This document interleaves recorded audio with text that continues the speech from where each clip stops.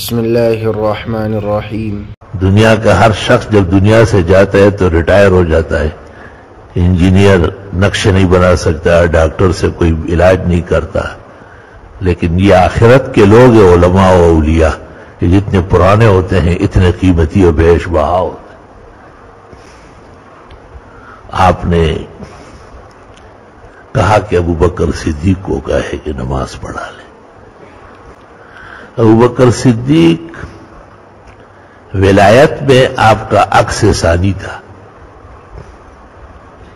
جمیع صفات اور خوبیاں جو اولیاء کی ہے یہ پیغمبر سے ہی مستنیر اور مقتبس ہوتی ہے،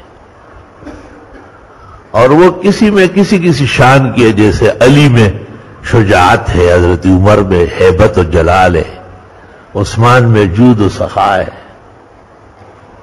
یہ پیغمبر کے معجزات مختلف رنگوں میں ہیں، لیکن بطریق اتم اور بکمال اوصاف جمیلہ اور خصال حمیدہ وہ ابو بکر صدیق رضی اللہ تعالیٰ عنہ میں تھے۔ آپ نے ایک روایت میں کہا ہے کہ گزشتہ امم میں بھی ابو بکر نہیں آئے، جیسے میں خاتم الانبیاء والمرسلین ہوں تو ابو بکر بھی ثانی ہے۔ ابو بکر ایک خاموش سمندر تھا جس کے دریائی یاقوت اور مرجان کو نبوت کی فراست تاڑ چکی تھی۔ آپ نے یہ بھی کہا ہے کہ جس کسی نے بھی اسلام کے ساتھ اور میرے ساتھ احسان کیا ہے فجازیتہ بأحسن الجزاء الا ابو بکر، اس کو بہترین بدلے ہم نے دیے، لیکن ابو بکر کے علاوہ قیامت کے دن میں اللہ سے کہوں گا وہ اس کے احسانات کا خود بدلہ دے گا۔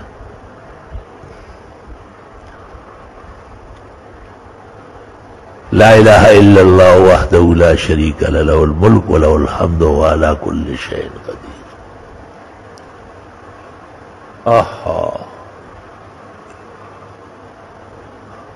حضرت مولانا محمد قاسم صاحب نانوتوی نے بانی اور مبانی دارالعلوم دیوبند مسند الاحادیث والاخبار والآثار فی الہند للعلماء والاولیاء، انہوں نے ایک جگہ لکھا ہے کہ آئینے کے سامنے جب آدمی کھڑا ہو جائے نا، اور یہ آدمی جو ہے اس کو سمجھ لو محمد الرسول اللہ صلی اللہ علیہ وسلم، اور وہ جو آئینے میں نظر آتا ہے وہ ابو بکر صدیق سمجھ لو۔ ایسے کمال صفات اللہ نے عطا کی ہے، ہر چیز میں مثیل نبوت ہے۔ بہت مواطن گنے ہیں خصائص میں سیوطی نے اور معرفہ میں ابو نعیم نے۔ صرف ایک بات کی طرف اشارہ کرتا ہوں، آپ کو اندازہ ہو جائے کہ کس زبردست پیغمبر کا عکس ثانی ہے کہ دیکھو پیغمبر کو سن 7 ہجری میں خیبر کے موقع پر زینب بنت اسلم یہودیہ نے کھانے میں زہر دیا تھا، وہ کھانا بول پڑا لیکن کچھ لعاب اتر گئے تھے، اور وہ پھر ہر سال ان دنوں میں وہ زہر زور اختیار کرتا تھا اور آپ محسوس کرتے تھے، آپ کلمات اسماء حسنہ پڑھ کر دم کرتے تھے، ٹھیک ہو جاتے تھے۔ وفات کے سال بخاری باب وفات النبی میں ہے کہ آپ نے کہا یا عائشہ اجد اثر طعام الذی اکلت بخیبر وبہ ینقطع ابہری۔ بی بی عائشہ، وہ جو مجھے خیبر میں زہر دیا گیا تھا اس کا اثر بہت زیادہ تیز لگ رہا ہے مجھے، اور ایسا لگ رہا ہے کہ میری رگ جان کٹ رہی ہے۔ یا رب صلی وسلم علیہ۔ علماء کہتے ہیں زہر سے موت بھی شہادت ہے نا، حضرت حسن مجتبیٰ کی موت بھی زہر سے ہوئی، ایک ایرانی عورت سے شادی کی تھی، بہت شوقین تھے، شادی ہو گئی۔ اور یہ لوگ تو اپنے ہوتے نہیں ہیں.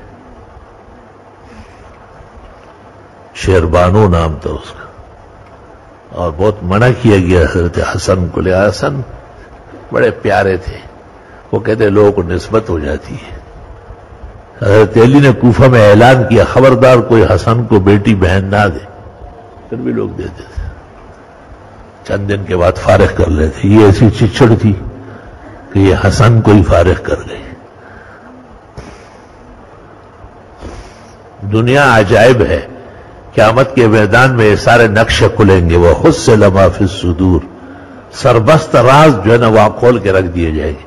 تم نے یہ کیا، تم نے یہ کیا، تم نے یہ کیا. دنیا تو ایسی گزر جائے گی.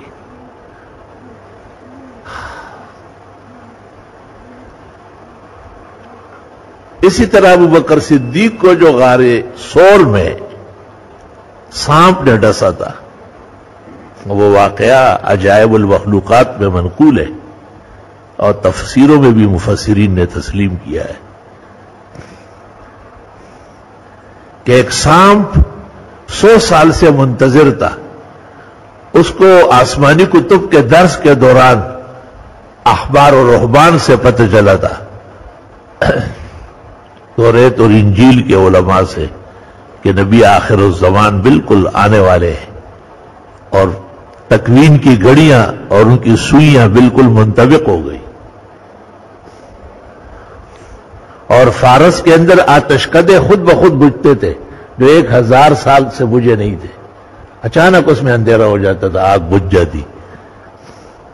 جب ان کے بڑوں سے پوچھا گیا تو کہا نبی آخر الزمان جب دنیا میں ظاہر ہوں گے تو آتشکدے، بت پرستی اور ان کے جتنے گھونسلے ہیں یہ سب مٹ جائیں گے. سلمان فارسی وہیں سے چلے تھے، اور 13 استاذوں سے گزرنے کے بعد آپ جناب رسول اللہ صلی اللہ علیہ وسلم کی خدمت میں پہنچ گئے. رہے الفت بے گو ہم پر بہت مشکل مقام آئے، نہ ہم نے راستہ بدلا نہ ہم منزل سے باز آئے. جس گل کو دل دیا ہے اور جس پھول پر فدا ہوں، یا وہ بغل میں آئے اور یا جہاں کفس سے چھوٹے.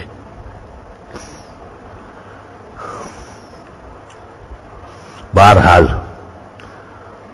سانپ نے سوچا کہ مجھے کوئی کہاں چھوڑے گا نبی آخر زمان کو دیکھنے کے لیے. تو اس کو یہ بھی پتہ چلا تھا کہ وہ مکہ سے مدینہ جاتے ہوئے اس غار میں آرام کریں.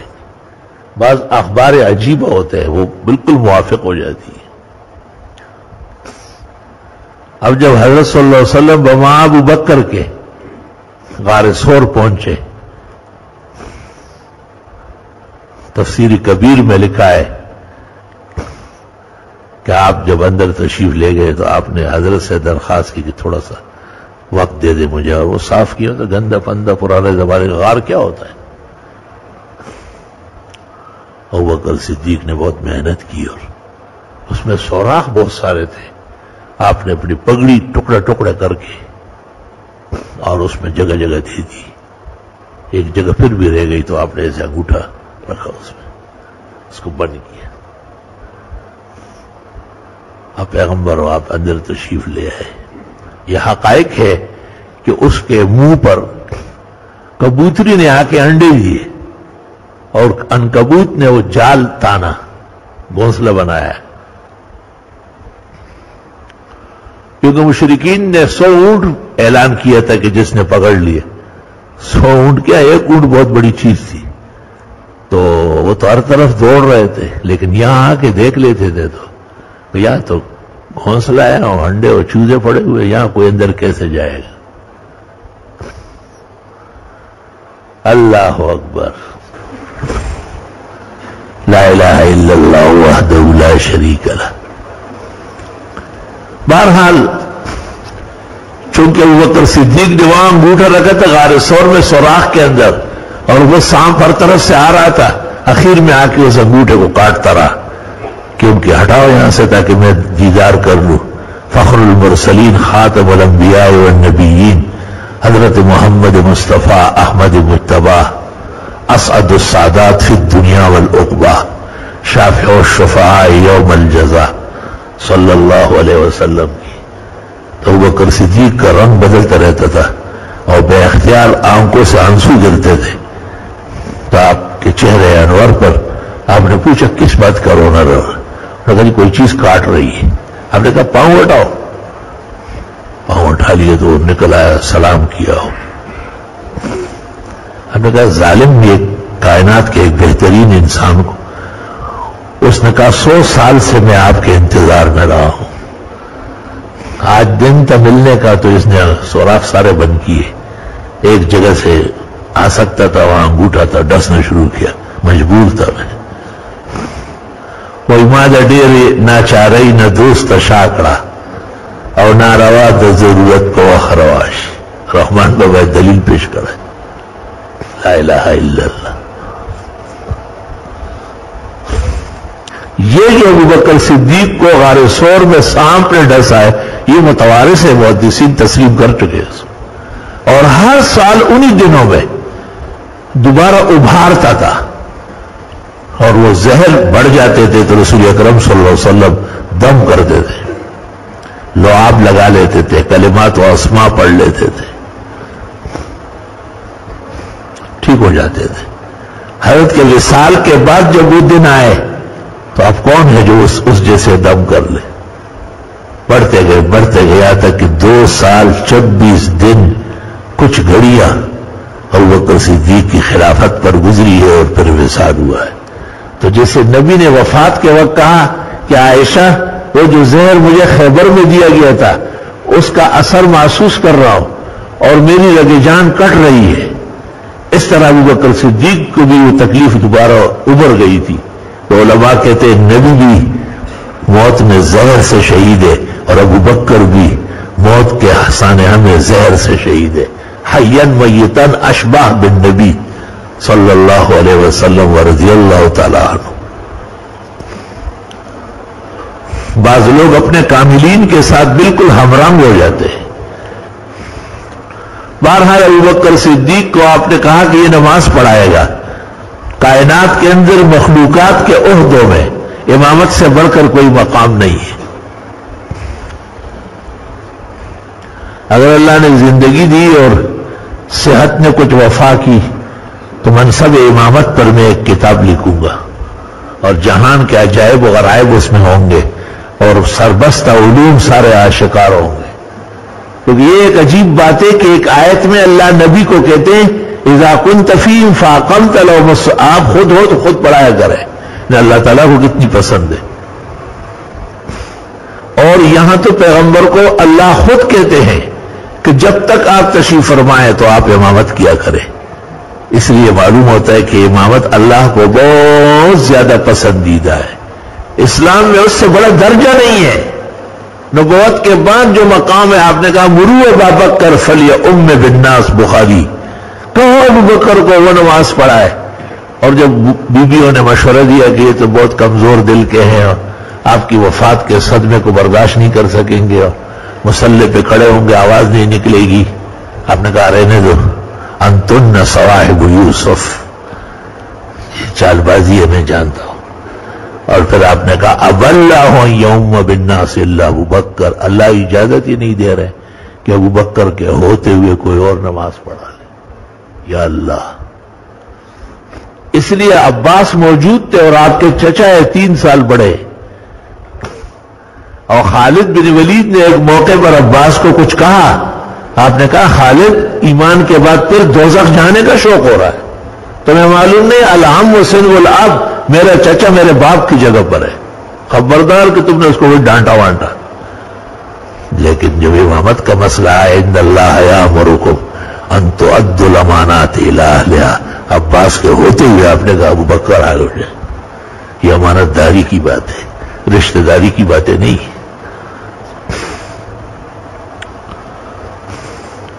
اور آپ نے حضرت عمر کے بارے میں نہیں کہا کہ لو کان بعدی نبی لکان عمر، میرے بعد نبی کی گنجائش ہوتی تو عمر نبی ہوتے، لیکن میرے بعد کوئی نیا نبی نہیں آ سکتا. لیکن اس عمر کے ہوتے ہوئے آپ نے کہا مرو ابابکر، ابوبکر سے کیا وہ پڑھا ہے. ان اللہ یامرکم ان تؤدوا الامانات الی اہلہا. اور آپ نے ابی بن کعب کو کہا تھا اقرأ هذه الامہ ابی سے، اس امت محمدیہ کا سب سے بڑا قاری ابی ہے. وہ بھی موجود ہے. نہیں، قاری صاحب اپنی جگہ رہے، نماز عالم دین پڑھائے گا. اللہ، بہت صحابہ اور بہت سارے آپ کے مہاجرین و انصار کئی خصال اور صفات کے مالک موجود تھے، لیکن آپ نے کہا مروا ابا بکر فلیؤم بالناس، ابو بکر سے کہو وہ نماز پڑھائے. اللہ اللہ. پھر وہ نماز خالی نماز تو نہیں تھی کہ حضرت کا وصال ہو گئے تو مہاجرین و انصار دو دھڑے ہو رہے تھے، منا امیر و منکم. آپ نے کہا کیا باتیں کر رہے ہیں آپ لوگ، ایک امیر ہوگا، دو نہیں ہوں گے. پیغمبر کی شریعت، پیغمبر کے احادیث آپ نے پیش کی اور حضرت عمر نے. پھر مسئلہ یہ پیش آیا کہ حضرت کو کیسے نہلایا جائے گا. کہ جس جگہ جسد اطہر تشریف فرما ہے، قبر کا کھودی جائے گی اسی جگہ پر. خبردار کی نبی کا جسم اٹھا لیا گیا. امامت کیسے ہوگی؟ کا امام کوئی نہیں ہوگا، صف صفوں میں کھڑے ہوں گے. وہ پیغمبر حیاً میتاً امام ہے. اتنا بڑا علم ہے، تمام صحابہ دنگ رہ گئے. یہ وہ علم تھا جس کے لیے پیغمبر کو وحی ہوئی تھی کہ آپ ابو بکر کے ہوتے ہوئے کسی کو امام نہ بنائے. بخاری اور ابو داؤد میں ہے کہ ابو بکر صدیق فجر کی نماز اتنی بڑی پڑھاتے تھے کہ ظننا ان الشمس طلعت، کوئی سورج تو نہیں نکلا، ولکن کان ابو بکر اعلمنا. یہ منصب ابو بکر کا تھا، ہمارا نہیں تھا. وہ عالم بڑے تھے، وہ جانے سورج نکل نہ جانے. اعتماد دیکھو صحابہ کا. اللہ. اور پختکار کتنے ہیں. اسامہ کم عمر بچہ، آپ نے اس کو مقرر کیا تھا ایک لشکر کا سپہ سالار، اور اس لشکر میں ابو بکر، عمر و عثمان سب موجود تھے، لیکن سپہ سالار اسامہ ہو. اور ایک فرقہ پیدا ہو گیا تھا مانعین زکوٰۃ. انہوں نے کہا کہ بس نبی دنیا سے تشریف لے گئے، اب زکوٰۃ کون وصول کر رہا ہے، ہم خود دیں گے. اور غول مسیلمہ کذاب تھا، وہ جھوٹا مدعی نبوت، وفات رسول سے اس کی تحریک میں بھی کچھ ہلچل مچ گئی. یہ تینوں مسئلے ابو بکر کے سامنے آئے. آپ نے کہا کہ ان تینوں کے ساتھ نبڑنا ہے، ایک کو بھی نرم نہیں کرنا ہے. اسامہ کے بارے میں بڑے صحابہ نے کہا کہ یہ پیغمبر کا معجزہ تھا، اتنے کم سن کو سپہ سالار مقرر کیا اور مصر بھیجا جا رہا ہے، اس کو روک لیا. آپ نے کہا پیغمبر کا مقرر کیا وہ کون روک لیا؟ اس کو کہا تقدم یا حبیبی، میرے پیارے محبوب جائے لشکر لے کے منصور اور فتح ہو کیا ہوگی. وہی ہوا. اور مانعین زکوٰۃ کے بارے میں عمر نے کہا کہ ان کے ساتھ بعد میں کہا، بعد میں نہیں، آج انہوں نے کہا کہ زکوٰۃ نہیں لے سکتے، کل کہیں گے ہم کسی کے پیچھے نماز نہیں پڑھیں گے. کفر میں تو بہت مضبوط تھے، ایمان لا کے کیا ڈھیلے ہوتے جا رہے ہو. عمر کہتے ایسے گھبرا گیا ہمیں کہ زمین پھٹ رہی ہو، اندر جا رہا. اللہ نے ابو بکر کو ایسی ثابت قدمی دی تھی. اور مسیلمہ کذاب کے ساتھ قتال کے لیے تمام صحابہ کو کہا کہ باہر نکلو، اس کو پہلے ہی ختم کرنا ہے. اللہ رب العالمین نے وہ فتنہ بھی ختم کیا. اسی میں مسیلمہ اور اس کے جتنے بھی لوگ تھے سب قتل کیے گئے، اور فضائے ختم نبوت ہمیشہ کے لیے سازگار ہوئی. رضی اللہ تعالی عنہ اجمعین. ابو بکر صدیق رضی اللہ تعالی عنہ کے انتقال کا وقت جب آیا، بڑے صحابہ نے درخواست کی کہ آپ کسی کو مقرر فرمائیں. پوری امت کا آپ پر زیادہ اعتماد ہے اور امت کو انتخاب کی ضرورت نہیں ہے، آپ ان کی طرف سے انتخاب کر لیں. تو آپ نے ان سے پوچھا کہ اسلام کے فخر، عزت اور غلبے کا سب سے زیادہ بھروسہ کس پر رہا ہے؟ صحابہ نے کہا عمر پر. فرمایا وَلَقَدْ ظَنَنْتُ قَضَا، میرا بھی یہی خیال ہے. عمر سے کہا تیار ہو جاؤ.